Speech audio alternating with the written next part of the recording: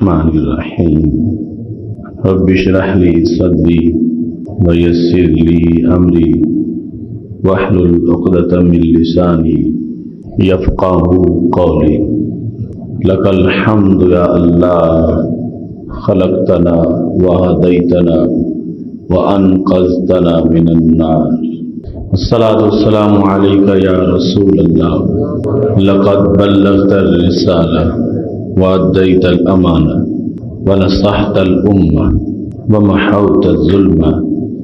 وأرشدتنا إلى السنة والجماعة صلى الله عليك وعلى آلك وصحابك أجمعين أما بعد فأعوذ بالله من الشيطان الرجيم بسم الله الرحمن الرحيم محمد رسول الله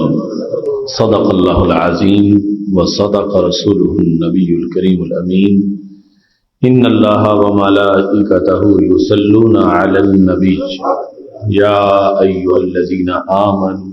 صلوا عليه وسلموا تسليما الصلاة والسلام عليك يا سيدي يا رسول الله وعلى آلك وأصحابك يا حبيب الله مولاي صل وسلم دائما أبدا على حبيبك خير الخلق كلهم منزه عن شريك في محاسنه فجوهر الحسن فيه غير منقسم يا أكرم الخلق مالي من ألوذ به سواك عند حلول الحادث العممي ربي صل وسلم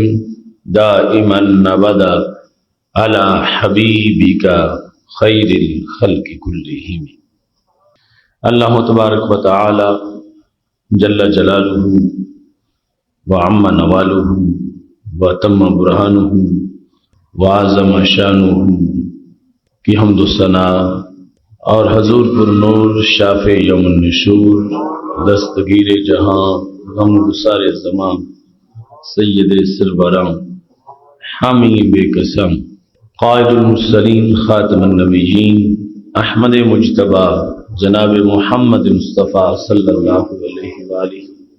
واصحابہ وبارک وسلم کے دربار گوہر بار میں ہدیہ درود السلام عرض کرنے کے بعد نہایت ہی محتشم سامعین حضرات، رب ذوالجلال کی فضل و توفیق سے ہمارے خطبہ جمعۃ المبارک کا آج موضوع ہے مسئلہ علم غیب 20ویں قسط۔ میری دعا ہے خالق کائنات جل جلالہ ہم سب کو قرآن و سنت کا فہم عطا فرمائے اور قرآن و سنت کے ابلاغ و تبلیغ اور اس پر عمل کی توفیق عطا فرمائے۔ رسول اللہ صلی اللہ علیہ وسلم کی علوم غیبیہ کا موضوع آپ مسلسل قسط وار سن رہے ہیں، یہ 20ویں قسط ہے۔ آج ہماری گفتگو اس حوالے سے ہے کہ رسول اللہ صلی اللہ علیہ وسلم کے حواس، بالخصوص آپ کے دیکھنے کی طاقت اور وہ ذرائع اور آلات جو نبوت کے معرف اور ادراک کے لیے خاص تھے، ان کے نقطہ نظر سے دیکھیں تو پھر بھی رسول اللہ صلی اللہ علیہ وسلم کے علوم کا ایک بحر ناپیدا کنار نظر آتا ہے۔ اس میں یہ بات بھی سامنے آئے گی کہ ہمارے محبوب علیہ السلام کی عقل اور عقلی صلاحیت اور ذہانت یہ سب لوگوں سے زیادہ تھی، اور آپ نے جو دین ہمیں دیا ہے اور جو تعلیمات دی ہیں ان کا تعلق صرف امور دین کے ساتھ ہی نہیں، اللہ نے آپ کو امور دنیا میں بھی مہارت عطا فرمائی تھی۔ محتشم سامعین حضرات، سید عالم نور مجسم شفیع معظم صلی اللہ علیہ وسلم نے ارشاد فرمایا ہے، بخاری شریف میں ہے، اذا وقع الذباب في شراب احدكم فليغمسه فَإِنَّ فِي إِحْدَى جَنَاحَيْهِ دَاءً وَفِي أُخْرَى شِفَاءً، کہ جس وقت تم میں سے کسی کے پانی میں یا کوئی بھی کھانے والی جو چیز ہے اس میں مکھی جا گرے تو اس بندے کو چاہیے کہ وہ مکھی کو اس میں ڈبوئے اور پھر باہر نکالے۔ کیوں؟ فرمایا کہ اس کے ایک پر میں بیماری ہے اور دوسرے پر میں شفا ہے۔ اور ایک حدیث شریف میں یہ بھی فرما دیا کہ انہو یقدم الداء علی الدواء، اس کی عادت یہ ہے کہ جس وقت وہ کھانے میں گرتی ہے تو وہ بیماری والا پر ڈبوتی ہے، تو تم اس کو پورا ڈبو تاکہ وہ جراثیم جو بیماری والے پر سے کھانے میں داخل ہو گئے، شفا والا پر جب ڈوبے گا تو وہ شفا والے جراثیم بیماری والے جراثیم کو ختم کر دیں گے اور کھانا جو ہے وہ ہر قسم کی آلودگی سے بچ جائے گا۔ اب دیکھیے اس وقت کے حالات کے مطابق جب نہ خوردبین تھی اور نہ ہی کوئی دوربین تھی اور نہ ہی ایسے سائنسی عدسات تھے جن کی وجہ سے مکھی کا چھوٹا سا پر اس کی کوئی ایسی تحقیقات کی جا سکے، پر کو خود بنظر غائر دیکھنے سے اس کے چھوٹا ہونے کی وجہ سے پر کے سارے اجزاء نظر نہیں آتے، یہ جائے کہ جو کچھ پھر اجزاء کے اندر ہے اس کا پتہ چلے۔ اور پھر یہ امتیاز کہ ان میں سے دعا والے بیماری والے جراثیم کس کس میں موجود ہیں، تو سید عالم نور مجسم شفیع معظم صلی اللہ علیہ وسلم کو رب ذوالجلال نے جو نگاہ نبوت دی ہے، اس نگاہ نبوت کا یہ کمال ہے کہ محبوب علیہ الصلوۃ والسلام نے اس وقت دیکھ کر یہ بتا دیا اور امت کو متنبہ فرما دیا کہ اس طرح اس کے دونوں پروں کا حال ہے، اور اس میں اس بات کو بھی واضح کر دیا کہ مکھی کی عادت کیا ہے، وہ پہلے کون سا پر ڈبوتی ہے اور کون سا پر بچا کے رکھتی ہے۔ تو پوری کی پوری ہدایت جو کہ کھانے کو آلودگی سے محفوظ رکھنے کے لیے تھی، سید عالم نور مجسم شفیع معظم صلی اللہ علیہ وسلم نے اپنے علوم کی روشنی میں اپنی امت کو عطا فرمائی۔ آج سائنس کے عروج کے بعد ولیم پکتھال نے اس بات کو تسلیم کیا کہ واقعی مکھی کے ایک پر کے اندر بیماری کے جراثیم ہے اور ایک پر کے اندر شفا کے جراثیم ہے، اور پھر جس وقت ڈبوتی ہے تو بیماری والا پہلے ڈبوتی ہے اور شفا والا پیچھے رکھتی ہے۔ تو یہ جو کچھ اسرار و رموز تھے کائنات کے اندر، ان کی آگہی یہ بھی اپنی امت کی بہتری کے لیے نبوت کا ایک حصہ تھا۔ تو سید عالم نور مجسم شفیع معظم صلی اللہ علیہ وسلم نے اپنی عقل اور ذہانت کو استعمال کرتے ہوئے ایسے علوم پر بھی اپنی امت کو متوجہ کیا اور ایسے علوم کی بھی خبر دی جو کہ رسول اللہ صلی اللہ علیہ وسلم کے علوم کے وسیع ذخائر پر دلالت کرتی ہے کہ آپ کو خالق کائنات جل جلالہ نے مخلوق کے ایک ایک فرد پر نگاہ کا کیسا طریقہ دیا ہے اور کیسے نتائج آپ نے مخلوقات کے معائنہ اور مشاہدہ سے حاصل کر رکھے تھے۔ اب دیکھیے ہم دیکھتے ہیں تو ہمیں ثریا میں 5 یا 6 ستارے نظر آتے ہیں، کہکشاں جو آسمان پہ ستاروں کی ہوتی ہے۔ امام خفاجی نے لکھا ہے کہ رسول اکرم نور مجسم شفیع معظم صلی اللہ علیہ وسلم جس وقت دیکھتے تھے تو آپ کو کہکشاں میں 12 ستارے نظر آتے، اتنی دور وہ جو ستاروں کا ایک جرمٹ ہے جس میں ہمیں شناخت سے 4، 5 یا 6 تک زیادہ سے زیادہ جدا جدا ان کی شناخت ہوتی ہے۔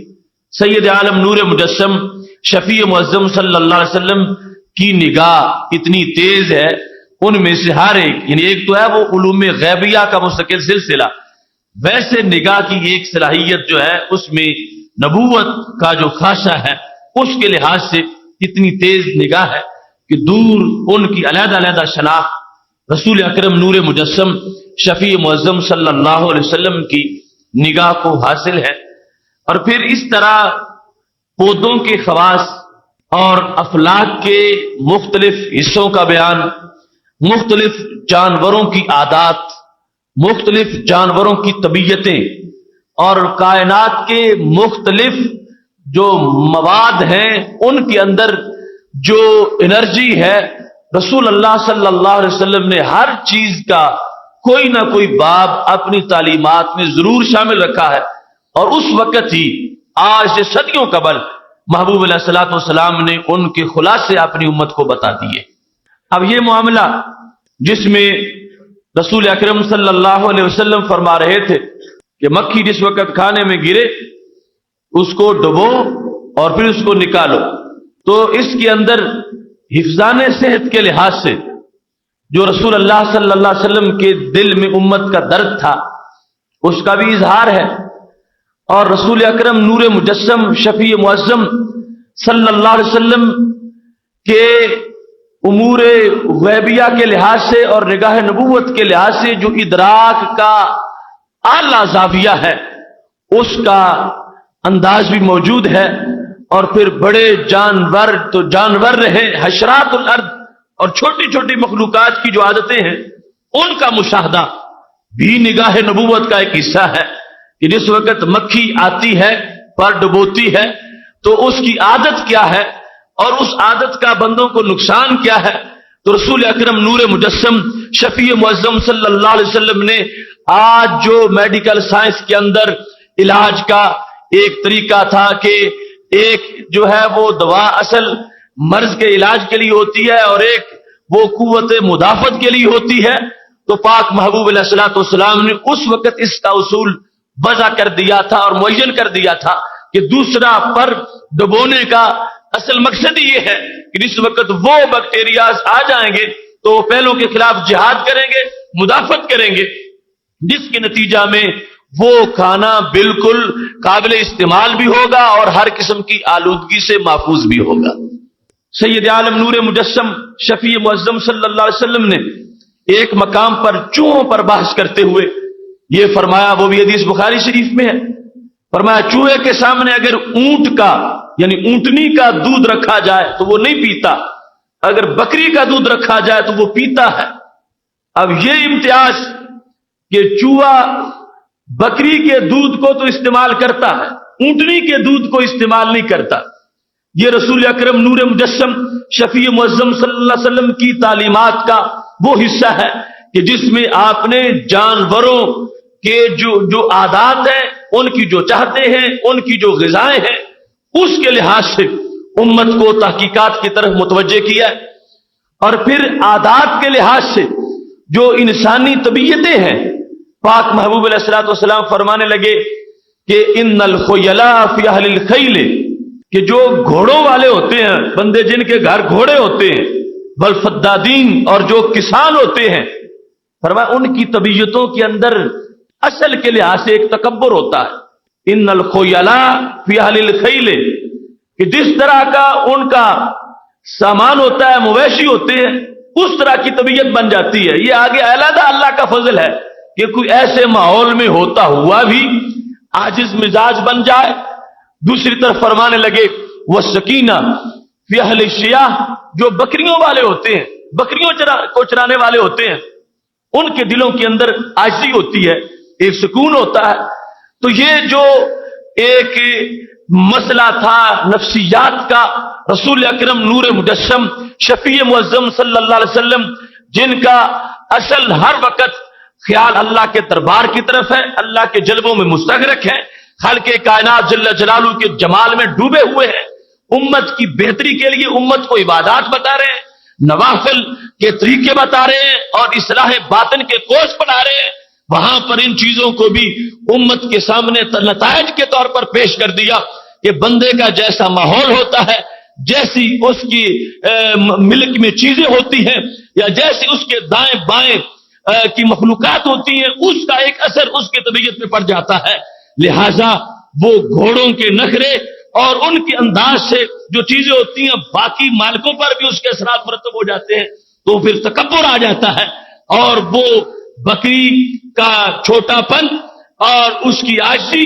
اس کی بنیاد پر بکریوں والوں کے اندر ایک ایسی عاجزی طبی طور پر آ جاتی ہے. آگے نیکی کے میدان اور عمل کے مختلف ضابطے اور مختلف اسباق وہ علیحدہ معاملہ ہے، لیکن یہ بات ہمیں واضح کر رہی ہے کہ رسول اکرم نور مجسم شفیع معظم صلی اللہ علیہ وسلم نے انسانی طبیعتوں کا بھی بغور مطالعہ کیا ہے، حیوانی طبیعتوں کا بھی بغور مطالعہ کیا ہے، اور ہر چیز کے مطالعے کو کھینچ کر رسول اللہ صلی اللہ علیہ وسلم نے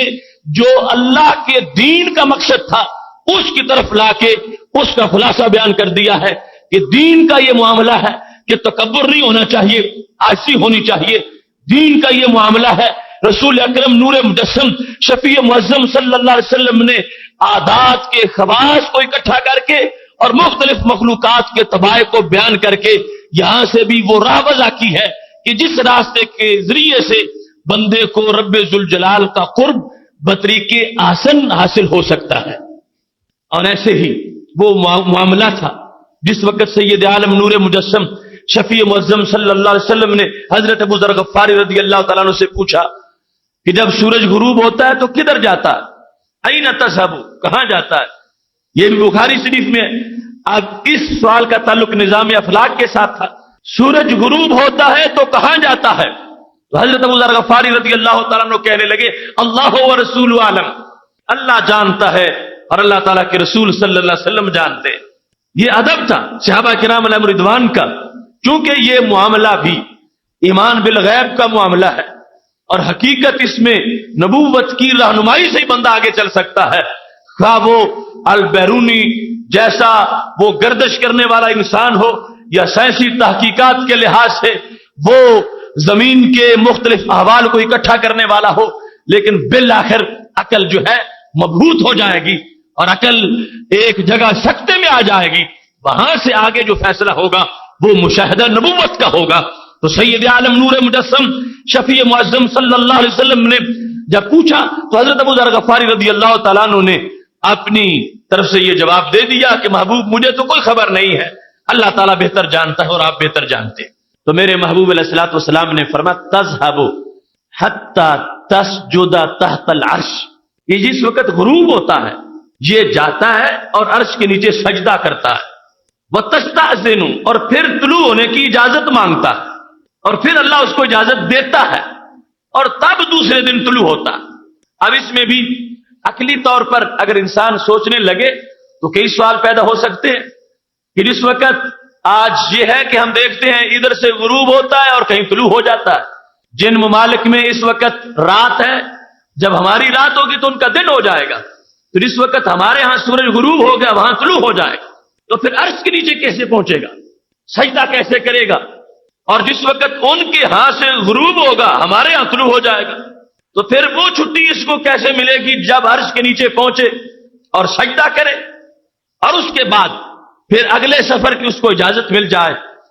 تو اس حدیث کا تقاضا یہ ہے کہ رسول اکرم نور مجسم شفیع معظم صلی اللہ علیہ وسلم اس سورج پر جو رب ذوالجلال کا کنٹرول ہے اور قرآن مجید میں جو موجود ہے کل فی فلک یسبحون، یہ جتنے بھی سیارے ہیں وہ اپنے اپنے آربٹ میں تیرتے پھرتے ہیں، چاند اپنے میں، ستارے اپنے میں، سورج اپنے میں، یہ چل رہے ہیں اور ہر اللہ کے حکم کا پابند ہے اور اس انداز میں پابند ہے کہ ایک منٹ بھی لیٹ نہیں ہوتا. جو رب نے اس کو نظام دیا ہے اس نظام کے مطابق چلتا ہے. تو ہر وقت کہیں نہ کہیں سے کسی مخلوق اور کسی عالم کے لحاظ سے اس کا طلوع بھی ہے، اس کا غروب بھی ہے. تو پتہ یہ چلا کہ ہر وقت یہ عرش کے نیچے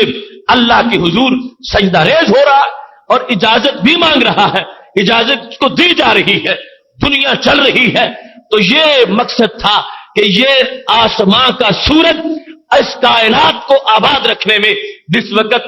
ہر وقت رب ذوالجلال کی بندگی میں ہے اور خالق کائنات کی اطاعت میں ہے، تو سورج کو دیکھنے والوں تمہیں کم از کم 5 وقت تو اللہ کے دربار میں سجدہ کرنا چاہیے اور 5 وقت تو خالق کائنات جل جلالہ کی تسبیح و تحلیل کے اندر بطور خاص تمہیں مصروف ہونا چاہیے. اور جیسے وہ اللہ کی اجازت کا طلبگار ہے، اللہ کی اجازت کو ڈھونڈتا ہے پھر چلتا ہے، تجھے بھی اپنے کاموں میں رب ذوالجلال کی رضا ڈھونڈنی چاہیے، خالق کائنات کی خوشنودی کا طلبگار ہونا چاہیے، یہ جستجو ہونی چاہیے۔ تو پاک محبوب علیہ الصلوۃ والسلام نے کائنات کے وہ سربستہ رات، وہ جو فلسفیوں سے کھل نہ سکا اور نقطہ وروں سے حل نہ ہوا، وہ راز ایک کملی والے نے بتلا دیا چند اشاروں میں۔ محبوب علیہ الصلوۃ والسلام نے جو مخفی امور تھے، جس وقت نہ اب ہم اس وقت کا مشاہدہ کر سکتے ہیں جب یہ غروب کے بعد سفر میں ہوتا ہے اور جن کے بعد طلوع ہوتا ہے، وہ اس وقت کے احوال کے لحاظ سے اس کے غروب کے احوال کو نہیں دیکھ سکتے۔ اور اب جب اس کا سفر جاری ہے، وہ سائنس تو جہاں تک جا کے رک چکی تھی، جو سن اسٹیشنری کہہ کے اپنے نظریے پر مہر لگا رہی تھی، لیکن رسول اکرم نور مجسم شفیع معظم صلی اللہ علیہ وسلم نے اور قرآن مجید میں جب اللہ نے یہ کہا والشمس تجری لمستقر لہا ذالک تقدیر العزیز العلیم، کہ سورج رواں دواں ہے، سورج گردش کر رہا ہے، سورج متحرک ہے، سورج حرکت میں ہے، تجری جاری ہے، تو ادھر سے اس قرآن نے اس کی حرکت کو ثابت کیا، اور دوسری طرف رسول اکرم نور مجسم شفیع معظم صلی اللہ علیہ وسلم نے صرف حرکت کو ہی ثابت نہیں کیا، اس کی عبادت کو بھی ثابت کیا کہ کس انداز میں متحرک ہوتا ہے اور کس انداز میں اس کا سفر جاری رہتا ہے، کہ یہ چلتا چلتا اللہ کے عرش کے نیچے سجدہ بھی کر رہا ہے اور خالق کائنات جل جلالہ سے اگلے سفر کے لیے اجازت بھی مانگ رہا ہے، اور جب تک رب کو منظور ہے یہ سفر جاری رہے گا۔ فرمایا یہاں تک ایک دن یہ آئے گا جب یہ غروب ہوگا۔ ہمارے اس جغرافیہ کے لحاظ سے چونکہ رسول اکرم نور مجسم شفیع معظم صلی اللہ علیہ وسلم حجاز کے ماحول اور مڈل ایسٹ کے لحاظ سے گفتگو فرما رہے تھے، تو قیامت جب آئے گی ہمارے جغرافیہ کے مطابق جب سورج غروب ہوگا، اس کے بعد اللہ کے دربار میں پہنچ جائے گا، اگلے لمحے کے اندر سجدہ کرتے ہوئے اور اجازت مانگے گا پھر طلوع ہونے کے لیے۔ وہ ممالک جہاں پہ ہمارے غروب کے بعد طلوع ہو جاتا ہے، جب وہاں طلوع ہونے کی نوبت تھی تو رب ذوالجلال نہ سجدے کی اجازت دے گا اور نہ طلوع ہونے کی اجازت دے گا۔ خالق کائنات فرمائے گا ارجی، وہاں چلے جاؤ جہاں سے تم آئے ہو۔ اب یہ وہ موقف وقت ہوگا کہ جہاں غروب ہوا تھا وہاں سے پھر طلوع کرے گا، اور یہ قیامت کا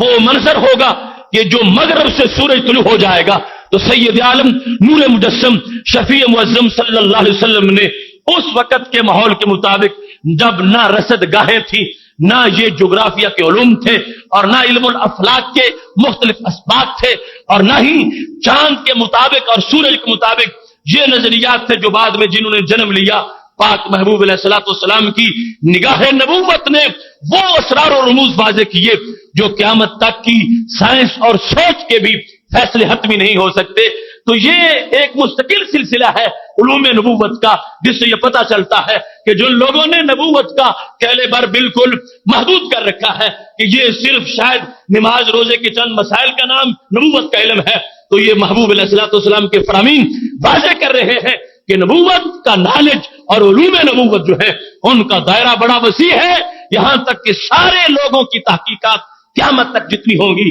اول سے لے کر آخر تک ان کو ایک پلڑے میں رکھا جائے گا، تو ہمارے نبی علیہ السلام کے ایک لمحے کے علوم سب علوم پہ بھاری ہو جائیں گے۔ یہی وہ معاملہ تھا جس وقت سید عالم نور مجسم شفیع معظم صلی اللہ علیہ وسلم تشریف فرما ہے۔ حضرت امام حسن رضی اللہ تعالیٰ نے اس کے راوی ہیں، ابو نعیم نے اس کو حلیہ میں روایت کیا ہے، ابن اسحاق نے بھی اس کو روایت کیا ہے، اور نسیم الریاض میں خفاجی میں نے اس کو روایت کیا ہے کہ پاک محبوب علیہ الصلوۃ والسلام تشریف فرما تھے۔ تو کیا ہوا، ایک سرکش اونٹ جو اپنے مالک سے بھاگا ہوا تھا دوڑتا دوڑتا آیا، یعنی جو بھی اس کو پکڑنے کی کوشش کرتا تھا وہ اس کو دور پھینکتا تھا۔ جمل الناد کے الفاظ موجود ہیں، بالکل کسی کو ہاتھ ہی نہیں دھرنے دیتا تھا، اتنا باغی ہو چکا تھا۔ وہ دور سے دوڑتا دوڑتا دربار نبوت میں آ گیا اور کیا کیا، فوضع رأسہ فی حجرہ، اس نے اپنا سر نبی علیہ السلام کی گود میں رکھ دیا۔ پہلے تم نے ایک حدیث سنی ہوئی ہے کہ اس میں محبوب علیہ السلام چل رہے تھے تو اونٹ نے قدموں میں سر رکھا، صحابہ بھی ساتھ تھے، وضع رأسہ جرانہ فجرجرا، گردن کا اگلا حصہ سرکار کے قدموں میں رکھا اور آواز نکالی، یا وعدہ راسہ فی حجرہ، رسول اللہ صلی اللہ علیہ وسلم تشریف فرما ہے. تو پتا چلا باقی لوگ تو سارے ڈر بھی رہے تھے کہ اونٹ دوڑتا آ رہا ہے، لیکن سرکار ڈرے نہیں، جس طرح بیٹھے رہے. وہ دوڑتا آیا ہے، مگر اس نے یہاں آداب نبوت کے پیش نظر جو حاضری دی ہے تو بڑے عجیب طریقے سے محبوب علیہ السلام کی گود میں سر رکھ دیا. قربان جائیں اس عاشق پہ جس کی عشق کو معراج ملی، سرکار کی گود ہے اور اونٹ کا سر ہے. اور یہ ان عشاق کے لیے جو خیر الامت کے ہیں مقام غور ہے کہ اگر محبوب علیہ الصلوۃ والسلام اس اونٹ جیسے عاشق کو اپنی گود میں سر رکھنے کی اجازت دے سکتے ہیں تو خیر الامت کے عشاق جو ہیں وہ کیسے محروم رہ سکتے ہیں. محبوب علیہ الصلوۃ والسلام کی گود میں جب اس نے سر رکھا تو جرجرا، پھر آواز نکالی. جس کو یہ عربی زبان ہے نا، کاف جس میں جیم کی شکل میں پڑھا جاتا، اور یہ میرا ذوق ہے. ہم اردو میں گھڑا کہتے ہیں تو عربی والے جرا کہتے ہیں. اس چونکہ ڑے بھی نہیں پڑھی جاتی تو اس کی جگہ را پڑھی جاتی ہے، گاف نہیں پڑھا جاتا اس کی جگہ جیم پڑھا جاتا ہے. تو ہم کہتے ہیں گڑ گڑ کی، تو وہاں پر ہے جرجرا، وہ گاف جیم میں بدلا اور پھر جو ڑے ہے وہ رے میں بدل گئی. وہ یہ مناسبت ہے ہماری ان بولیوں کی، جب اس نے ایسے متعدد الفاظ ہیں کہ جن میں یہی صورتحال ہے. اب ہم اردو میں لگام کہتے ہیں تو عربی میں لجام کہا جاتا ہے. وہ گاف جو ہے وہ جیم میں بدلا گیا. فصیح عربی کے اندر بگڑی ہوئی جو آج کل کے لوگوں کی عربی ہے اس کی میں نہیں بات کر رہا، فصیح عربی میں بھی یہ بات موجود ہے. اب یہاں پر جس وقت ایسی صورتحال ہوئی تو محبوب علیہ الصلوۃ والسلام نے صحابہ کی طرف دیکھا کہ سارے صحابہ منتظر ہیں کہ ہمیں ٹرانسلیشن کا پتہ چلے کہ یہ اونٹ کہتا کیا. دنیا میں کسی یونیورسٹی میں قیامت تک کوئی ایسا سلیبس نہیں پڑھایا جا سکے گا جس میں اونٹ کی بولیوں کی ٹرانسلیشن کی جا سکے. یہ تو ہوتا ہے کہ اردو والے عربی والوں کا ترجمہ کر لیتے ہیں اور عربی والے اردو والوں کا ترجمہ کر لیتے ہیں اور انگلش والے فارسی والوں کا ترجمہ کر لیتے ہیں اور فارسی والے انگلش والوں کا ترجمہ کر لیتے ہیں. لیکن یہ عجیب ماحول تھا جس وقت وہ بول رہا ہے، صحابہ کو پتا ہے کہ کوئی بات یہ کر رہا ہے، کوئی خاص کام لے کے آیا ہے، لیکن پتہ نہیں یہ کیا کہہ رہا ہے. تو محبوب علیہ الصلوۃ والسلام فرمانے لگے یزعم انہ لرجل، اس نے مجھے بتایا کہ میں ایک انسان کے ملک میں ہوں، وہ میرا مالک ہے، میں مملوک ہوں، میں ویسے آوارہ نہیں ہوں، میرا باقاعدہ ایک مالک ہے. یرید ان ینہرہ فی طعام عن ابیہ، آج اس نے اپنے باپ کی طرف سے دعوت میں مجھے ذبح کرنے کا پروگرام بنایا، اور جب اس نے چھری پکڑی ہے میں نے دوڑ لگا لی ہے. یا رسول اللہ صلی اللہ علیہ وسلم، وہ مجھے ذبح کرنا چاہتا تھا تو میں آپ کے دربار میں دوڑ کے آ گیا ہوں. اب جو اس نے لفظ بولے ہیں محبوب علیہ السلام نے ترجمہ کیا ہے، اور ساتھ ترجمے میں یہ جملہ بھی ہے، فرمایا میرے صحابہ جاء یستغیث، یہ آیا ہے میری مدد طلب کرنے کے لیے. یستغیث غوث سے بنا کہ یہ مجھے غوث سمجھ کے میرے پاس آیا، مددگار سمجھ کے میرے پاس آ گیا. یستغیث یہ مدد چاہنے کے لیے آیا ہے. اونٹ کا عقیدہ دیکھو، بہرحال اونٹ تو اس زمانے کا پھر اونٹ تھا، اونٹ بھی مدد سمجھتا ہے کہ یہ دربار ایسا ہے کہ جہاں میں جا کے فریاد کروں گا یہ مجھے محروم نہیں بھیجیں گے، میری مدد ہو جائے. اس کا ترجمہ کرتے ہوئے صحابہ کو خلاصہ بتا دیا، جا یستغیث، یہ آیا ہے مجھ سے مدد مانگنے کے لیے، مدد کا طلبگار ہے. اونٹ بولا ہے، یہ بھی جو جانوروں کے احوال اور ان سے متعلق جو امور ہے رسول اکرم نور مجسم شفیع معظم صلی اللہ علیہ وسلم کی دربار میں اس کا بیان تھا. اس کی بولی کا ترجمہ کر دیا، اور ساتھ اس کو جو مشکل پیش آئی ہوئی تھی تو یہ بھی پتا چلا کہ وہ بھی سرکار کو اپنا پیغمبر مانتا ہے، نبی سمجھتا ہے، اور نبی کا مطلب یہ سمجھتا ہے کہ جو نبی ہو وہ مشکلیں دور کر سکتا ہے، اور جو پیغمبر ہو وہ مددگار ہوتا ہے، اور جو پیغمبر ہو وہ اللہ کی اذن سے مشکل کشا بھی ہوتا ہے. اس کو یہ پتا چل گیا کہ میری مشکل ہے، اگر کوئی ٹال سکتا ہے مشکل کو، حل کر سکتا ہے تو وہ یہ ذات ہے. وہ محبوب علیہ الصلوۃ والسلام کے دربار میں آ کے گود میں سر رکھ کے سرکار دو عالم نور مجسم شفیع معظم صلی اللہ علیہ وسلم کے پاس اس طرح عرض کر رہا تھا. اب دیکھو جس کا سر سرکار کے در پہ ہو اور در پہ ہی نہیں سرکار کی گود میں ہو، اب کون سی چھری ہے جو سر کو اتار سکے گی؟ حالانکہ حلال جانور ہے تو حلال جانوروں کو تو ذبح کیا جاتا ہے، ان کو قربانی بھی ہوتی ہے، ویسے بھی ان کا گوشت پکایا جاتا ہے، سب کچھ کیا جاتا ہے۔ جس وقت اس نے آ کے اپنی یہ درخواست پیش کر دی ہے، تھوڑی دیر بعد ایک شخص بھی حاضر ہو گیا، کہنے لگا یا رسول اللہ صلی اللہ علیہ وسلم، یہ اونٹ تو فلاں بندے کا ہے اور اس کو اس کی بڑی ضرورت ہے، وہ اس کو ذبح کرنا چاہتا تھا، یہ دوڑ کے ادھر آ گیا ہے۔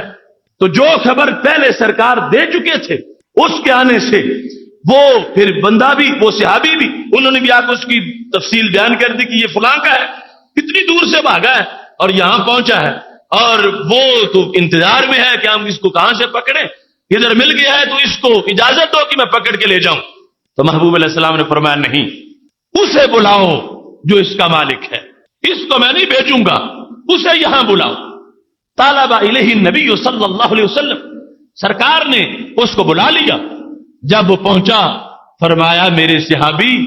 یہ اونٹ تو میرے پاس درخواست لے کے آیا، اور جو میرے آسرے پہ آئے میں اس کو ایسے ہی محروم نہیں بھیجتا، میرا حکم یہ ہے تیرے لیے کہ تو اس کو ذبح نہ کر، آخر اس نے میری پناہ لی ہے، تیرا مال ہے، تو جو چاہتا کر سکتا تھا، اور مال حلال ہے، اس کا ذبح کرنا جائز تھا، گوشت پکانا جائز تھا، لیکن اس نے ایک منفرد سوچ سوچی ہے اور چلتے چلتے میرے دربار میں پہنچ گیا ہے، میرے پاس آ گیا ہے، اب میں جو میرے پاس آ جائے اس کا سہارا بنتا ہوں، ملجا بھی ہوں، ماوا بھی ہوں، شیلٹر ہوں، ان کو پناہ دیتا ہوں، یہ میری پناہ میں آ گیا ہے، اس واسطے میں تجھے یہ کہتا ہوں کہ اس کو ذبح نہ کیا جائے۔ وہ مالک جو تھے انہوں نے اقرار کیا، ہاں ٹھیک ہے یا رسول اللہ صلی اللہ علیہ وسلم، میں اس کو ذبح نہیں کروں گا۔ وہ اونٹ اپنے موقف میں، اپنی چاہت میں، اپنی مرضی میں، اور جو اس کا مطالبہ تھا اس کو پا کے خوشی کا اظہار کر رہا تھا کہ جو عقیدہ لے کے یہاں پہنچا ہوں، اللہ کے صدقے میری مراد پوری ہو گئی ہے۔ محترم سامعین حضرات، سید عالم نور مجسم شفیع معظم صلی اللہ علیہ وسلم ایک دن صحابہ کرام علیہم رضوان سے گفتگو فرما رہے تھے، فَرَ مِنَ الْمَجْزُومِ فِرَارَكَ مِنَ الْأَسَدِ، جس بندے کو جزام کا مرض ہو، کوڑ کا مریض ہو، اس سے یوں بھاگو جس طرح شیر سے بھاگا جاتا۔ حالانکہ دوسری طرف یہ بھی فرمایا لا عدوى ولا طیرا، کوئی مرض وبائی ہے ہی نہیں، متعدی نہیں ہوتا مرض۔ جب ایک شخص نے یہ کہا تھا کہ یا رسول اللہ صلی اللہ علیہ وسلم، میرے ایک اونٹ کو خارش کی صاحب کو پڑ گئی ہے، اس کی وجہ سے، تو نبی علیہ السلام نے فرمایا من اجرب الاول، پہلے کو کس نے خارش لگائی تھی؟ تم کہتے ہو ایک کو لگی تھی سب کو لگ گئی ہے، پہلے کو کہاں سے لگی تھی؟ تو یہ لا عدوى، فرمایا کوئی بھی مرض متعدی نہیں ہوتا، ہر مرض کا مستقل سبب ہے۔ یہ ٹھیک ہے کہ کسی کا سبب کوئی ہو، کسی کا سبب وہ مریض بن جائے، لیکن یہ تم سمجھو کہ اب اس میں نہ اللہ کی اذن کی ضرورت ہے، نہ تحصیل کی ضرورت ہے، اب مرض خود ہی پھیلتا جائے گا۔ فرمایا نہیں، مرض وبائی نہیں ہوتا، کوئی مرض بھی وبائی نہیں ہوتا۔ من اجرب الاول، اگر تمہارا قانون مان لیا جائے تو بتاؤ پھر پہلے اونٹ کو خارش کس نے لگائی تھی؟ اب یہاں پر جو حدیث ہے اس سے تو دوسرا مطلب ثابت ہو رہا کہ جس طرح کہ آج کے کچھ لوگ تو لوگوں سے سلام لینے بھی برداشت نہیں کرتے کہ مجھے جراثیم چمٹ جائیں گے، اور اس طرح کی صورتحال ہے، کچھ لوگوں نے اپنے آپ کو ٹیسٹ ٹیوب بیبی کی طرح بند کر رکھا ہے۔ اب ایسے ماحول کے اندر کہ جراثیم چمٹ جائیں گے، لوگوں سے ملاقات کریں گے، تو کیا مطلب ہے؟ اس مقام پر نخبۃ الفکر میں محدثین کی بحث کا خلاصہ ہے کہ یہاں یہ مقصد نہیں تھا رسول اللہ صلی اللہ علیہ وسلم کا کہ کوئی واقعی تمہیں جراثیم چمٹ جائیں گے، اس مریض سے، اس سے دور رہو، نہیں، ایسے مریض کو ساتھ بٹھا کے کھانا بھی کھایا ہے۔ تو دور رہنے کا مطلب یہ تھا، فرمایا عقیدہ خراب ہونے کا خطرہ ہے کہ مرض تو لگے گا ویسے ہی، اور مریض یہ سمجھے گا کہ فلاں کے پاس بیٹھا ہوں تو مرض لگ گیا ہے، تو بندے کو اس جگہ سے بچنا چاہیے جہاں گمراہ ہو جانے کا خطرہ ہو۔ تو اس لیے فرمایا کہ یہ سوچنے کی نوبت ہی نہ آئے کہ چونکہ میں کوڑ والے مریض کے پاس بیٹھا ہوں لہذا مجھے مرض لگ گیا ہے۔ فرمایا پہلے اگر دور رہو گے تو یہ بدعقیدگی ذہن میں نہیں آئے گی، اللہ کی تقدیر پر ایمان پورا رہے گا، تو یہ مسئلہ تھا، یہاں بھی یہ صورتحال نہیں تھی کہ اس کو مرض کو متعدی ثابت کیا جا رہا تھا، مقصد یہ تھا کہ تاکہ عقیدہ صحیح رہے اور اس میں کسی طرح کی بد عقیدگی کے شامل ہونے کی نوبت ہی نہ آئے، دور رہے گا تو پھر یہ تو نہیں کہہ سکے گا چونکہ قریب بیٹھا ہوں تو لگ گیا ہے، پھر مانے گا کہ ویسے ہی مجھے مرض لگنا تھا تو لگ گیا ہے۔ یہ ویسے میں نے حدیث کی ایک تطبیق بیان کر دی، لیکن آج کے موضوع کے لحاظ سے اس کو بیان کرنے کا مقصد یہ ہے، آج جس وقت سائنس کی تحقیقات کے بعد لیبارٹریوں میں وہ جراثیم چیک کیے گئے جو کوڑ کے جراثیم ہیں، جذام کے مرض کے جو جراثیم ہیں، تو دیکھا گیا کہ ان کی شکل ایسی ہے جیسے شیر کی ہوتی ہے۔ تو رسول اللہ صلی اللہ علیہ وسلم نے اس دن لفظ بولا تھا، فر من المجذوم فرارک من الاسد، اس سے یوں بھاگو جیسے شیر سے بھاگا جاتا، شیر سے جس طرح دور رہتے ہو اس سے بھی دور رہو۔ اب اور بھی بہت سے جانور ہو سکتے تھے، اس سے یوں بھاگو جیسے کتے سے، بھیڑیے سے، کسی کاٹنے والے جانور سے اور کسی کوے سے تشبیہ دی جا سکتی تھی، لیکن اسد کا لفظ بولا تو کس طرح نگاہ نبوت نے اس کے دیکھا تھا کہ جو سبب ہر بندے کے اندر مستقل چیز بنتی ہے، اس کے وہ جراثیم، ان کی شکل جو بہت چھوٹے تھے، جن کو آج بڑی کوشش کے بعد دیکھا گیا، لیکن صورت جو تھی وہ شیروں جیسی تھی، تو محبوب علیہ الصلوۃ والسلام نے اس دن فرما دیا ان کی نشاندہی کرتے وقت کہ کل جس وقت جا کے انسانیت بڑے عروج پر اور اپنے بظاہر تحقیقات کہ آخری نقطے پہ پہنچے گی، پھر جا کے ان کو اس کی شکل نظر آئے گی، لیکن نگاہ نبوت نے اس دن ہی ان جراثیموں کی شکل دیکھ کر محبوب علیہ الصلوۃ والسلام نے ان کا نام متعین فرما دیا۔ اس سے پتہ چلتا ہے کہ آج جو یہ تانا ملتا ہے اسلام کو کہ اس کا تعلق دنیا کے ساتھ نہیں، یہ محض ایک دین ہے اور اس کا تعلق مسجد تک ہے، اور اس کے ضابطے اور رابطے معاذ اللہ وہ پرانے ہو گئے ہیں، اور اب یہ معاذ اللہ اپنی کوئی طویل عمر گزار چکا ہے، یہ ساری باتیں جھوٹ ہیں، سب غلط ہے۔ ہمارے محبوب علیہ الصلوۃ والسلام نے جہاں ہمیں نفل پڑھنے کا طریقہ بتایا ہے، وہاں محبوب علیہ الصلوۃ والسلام نے یہ اسرار کائنات بھی بتائے ہیں۔ سید عالم نور مجسم شفیع معظم صلی اللہ علیہ وسلم نے وہ جتنے شعبہ جات آج ہمارے ہاں چل رہے ہیں،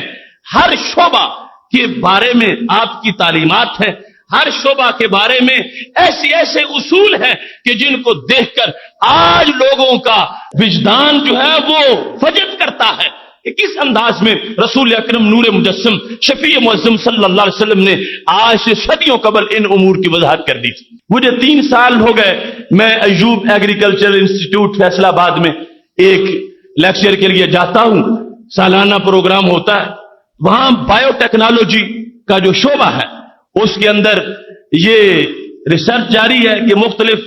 اقسام بیجوں کی کیسے بنائی جاتی ہیں، گندم کی مختلف اقسام بنائی جاتی ہیں، گنے کی جو بیج تیار کیا جاتا ہے کہ ویسے تو جو ہمارا پرانا نظام ہے اس سے تھوڑا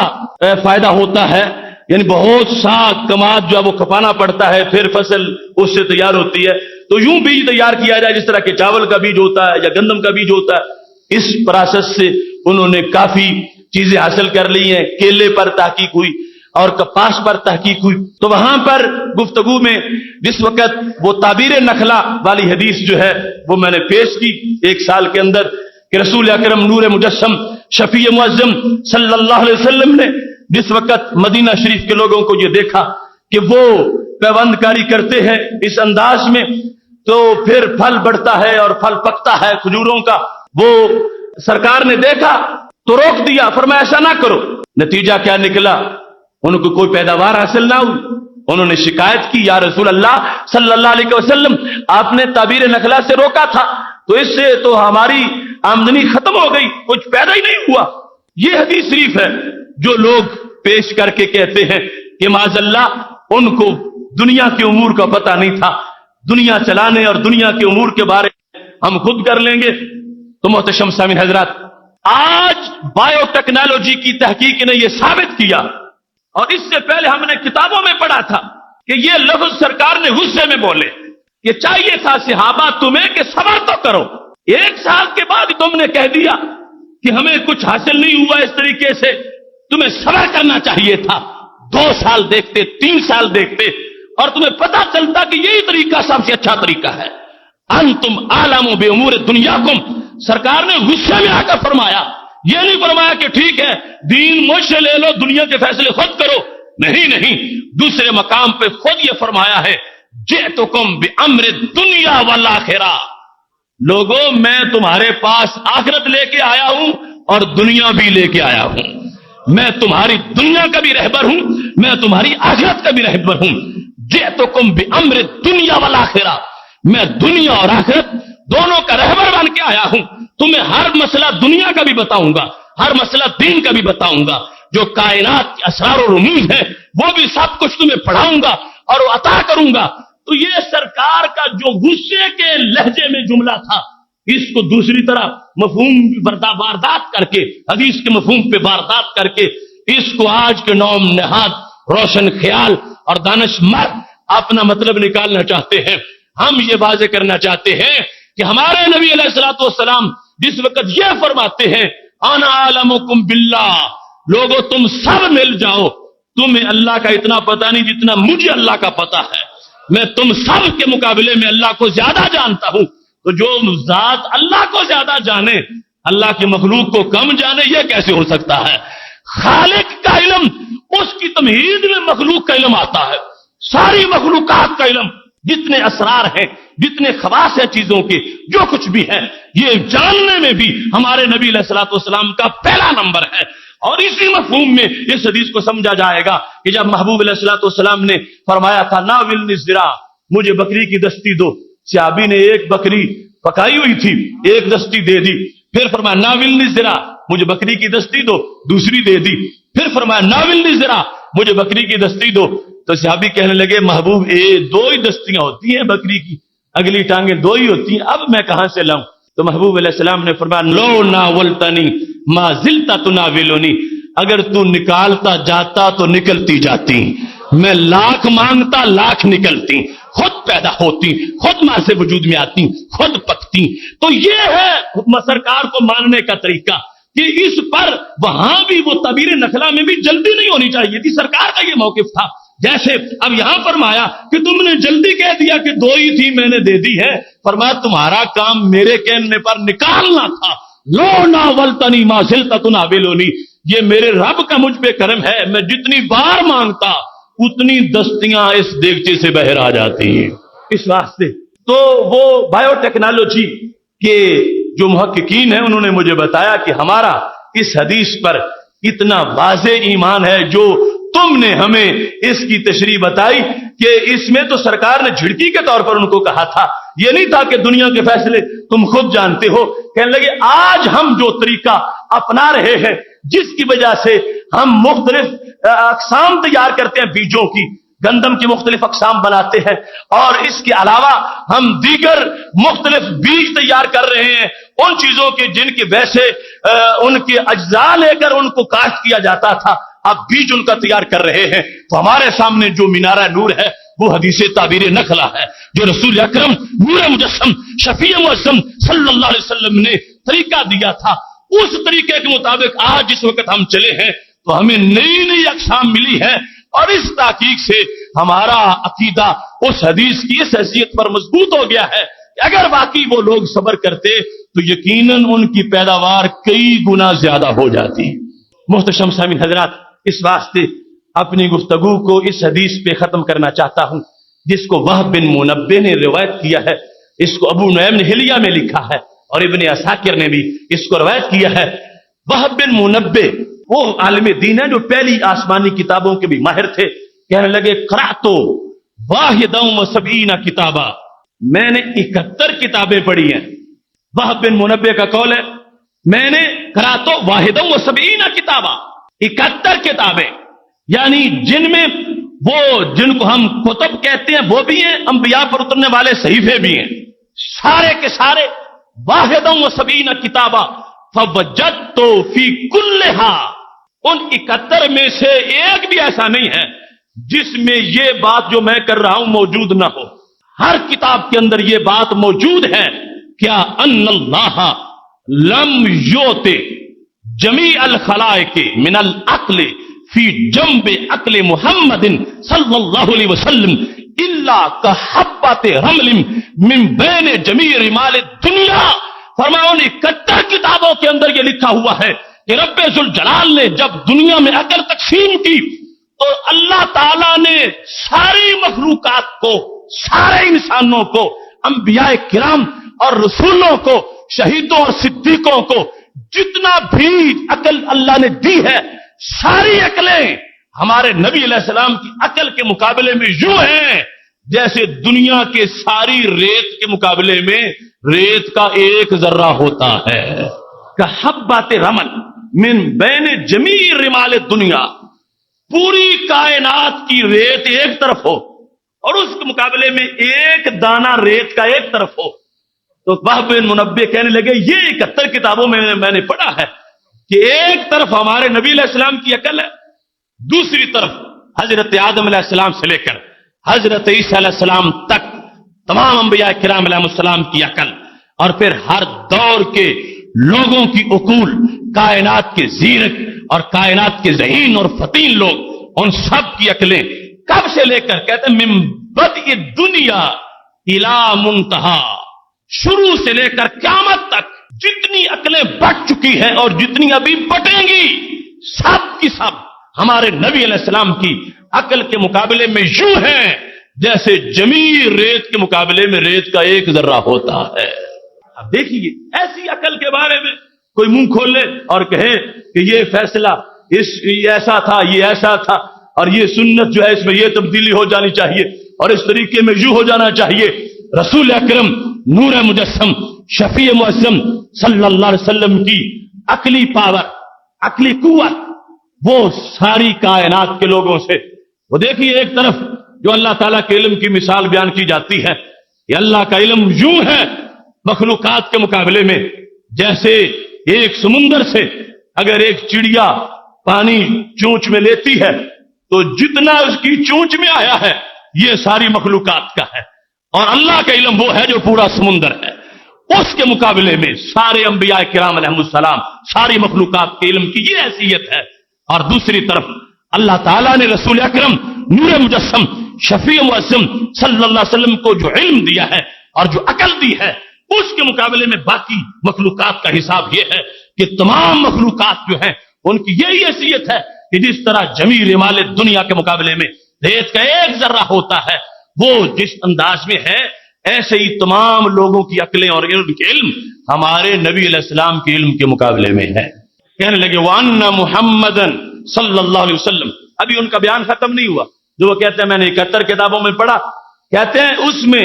پہلے یہ لکھا تھا اور بعد میں یہ خلاصہ ہے. وَأَنَّ مُحَمَّدًا صلی اللہ علیہ وسلم ارجح الخلائق عقلا وارجحهم رأیا، کہ ساری مخلوقات کے مقابلے میں حضرت محمد مصطفیٰ صلی اللہ علیہ وسلم کی عقل غالب عقل ہے، غالب ہے، اور سب کے مقابلے میں آپ کی رائے غالب رائے ہے، قیمتی رائے ہے، وزنی رائے ہے. تو رسول اکرم نور مجسم شفیع معظم صلی اللہ علیہ وسلم کو جو رب ذوالجلال نے ویسے علوم دیے وہ تو اپنی جگہ آپ کی عقلی صلاحیت اور پھر اس صلاحیت میں جو نبوت کا نور ہے، اس کو اگر دیکھا جائے تو کون ہے جو اس علم کو تول سکے گا، کون ہے جو اس کے لیے کوئی ترازو بنا سکے گا، اور کون ہے جو ان افکار کو باندھنے کے لیے کوئی رسی بنا سکے گا. بس ایک ہی علاج ہے، سر تسلیم خم کرتے ہوئے محبوب علیہ الصلوۃ والسلام کے علوم کا اقرار کیا جائے کہ رب ذوالجلال نے محبوب علیہ الصلوۃ والسلام کو اپنی عطا کے ساتھ ان جمیع علوم کا مالک و وارث بنایا ہے. ابھی وہ سلسلے جس کا تعلق جو ترمذی میں ہے اور بخاری میں ہے کہ رسول اکرم نور مجسم شفیع معظم صلی اللہ علیہ وسلم نے فرمایا جب میں نے رب کو دیکھا تو اللہ نے پوچھا مالا لالا کے فرشتے کیا جھگڑا کر رہے ہیں؟ تو میں نے کہا تو مجھے پتا نہیں ہے. وعدہ یادہ بین کتفیہ وجدت برد بین ثدییہ فعلمت ما فی السماوات والارض. اور میں اللہ نے دست قدرت میرے دونوں کندھوں کے درمیان رکھا اور ٹھنڈک میں نے سینے میں محسوس کی. نتیجہ یہ نکلا کہ زمین و آسمان کی ہر چیز میرے سامنے روشن ہو چکی تھی. تو محتشم سامعین حضرات، سید عالم نور مجسم شفیع معظم صلی اللہ علیہ وسلم کے علوم کی جو آج کی قسط تھی 20ویں قسط، اس میں یہ بالخصوص موجودہ صورتحال کے اندر جو ہمیں 2 طبقات سے اس سلسلہ میں گلا ہے، ان کے لحاظ سے میں نے یہ گفتگو کر دی۔ کچھ لوگ جو بظاہر منبر و محراب پہ ہیں اور دین کا نام لیتے ہیں، لیکن نبوت کے علم کے بارے میں بڑا بخل کرتے ہیں، اور اس میں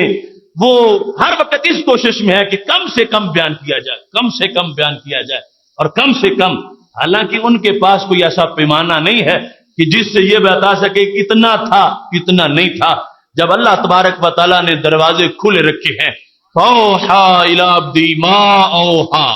جو چاہا اس نے دے دیا، جو چاہا اس نے عطا کر دیا، تو ہم اپنی طرف سے کوئی باؤنڈری نہیں بنا سکتے۔ یہ ہے کہ سب کچھ ملا ہے تو اللہ تعالیٰ کی عطا سے ملا ہے، خالق کائنات جل جلالہ کے کرم سے ملا ہے۔ رب ذوالجلال کی عطا کے بغیر ایک چیز کا بھی علم نہیں آ سکتا تھا۔ یہ رب ذوالجلال کا کرم ہے کہ اس کی یہ نوازشات کا سلسلہ ہے۔ اور دوسری طرف جو نام نہاد روشن خیال ہیں، جو